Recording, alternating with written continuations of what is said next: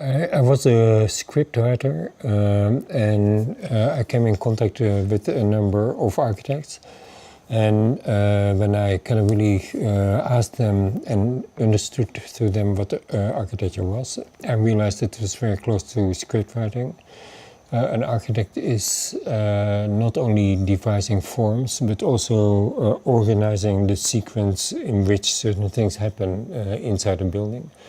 And at that point I thought I was really excited to do script writing through architecture, because it is more involved in society. And so for me it is interesting to kind of respond with architecture to kind of critique that you've made in kind of society. I'll give you a kind of very blatant example. I think museums have expanded almost to an absurd degree, become bigger and bigger everywhere. So for that reason it becomes interesting if you can do a small museum. Yeah. They have done everything with new architecture, so it becomes interesting if you can convert, as I'm doing now in Moscow, a restaurant from the Soviet time into a 21st century institution. So for me it's not so much good architecture, but it's architecture that helps to redefine where we stand ultimately. I think that we are now living in the kind of first moment where forms is not connected to anything else, and where we also have exceptional abilities to create kind of almost random forms or any form.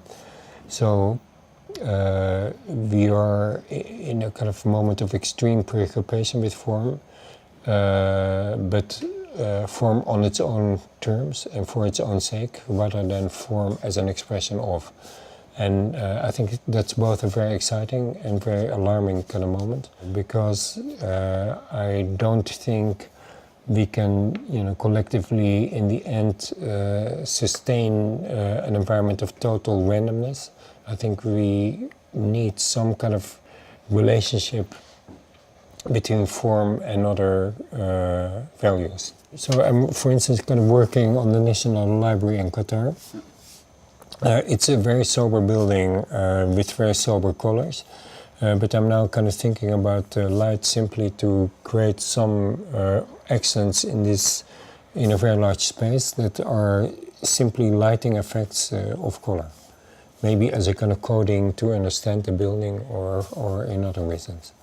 My role as an architect, although I prefer daylight, I can realize that in most cases daylight is not the main source of illumination, so that makes me totally fascinated by the potential of artificial light, to the point that I now would use artificial light also to kind of provide some architectural associations and effects, and would use it in a more ambitious manner.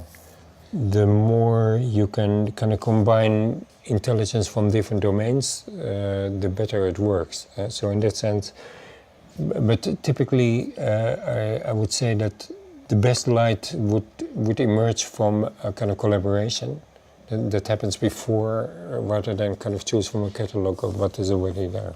I see myself as a kind of collaborator in certain processes of transformation. I mean, that's really what I see myself. And so sometimes form is an essential component of that, sometimes it's not. But I think with the same pleasure about for a kind of symbol that needs to be kind of very recognizable, as I think for a laboratory that needs to kind of really offer a hardcore performance of how it has to work. For me, both are equally interesting.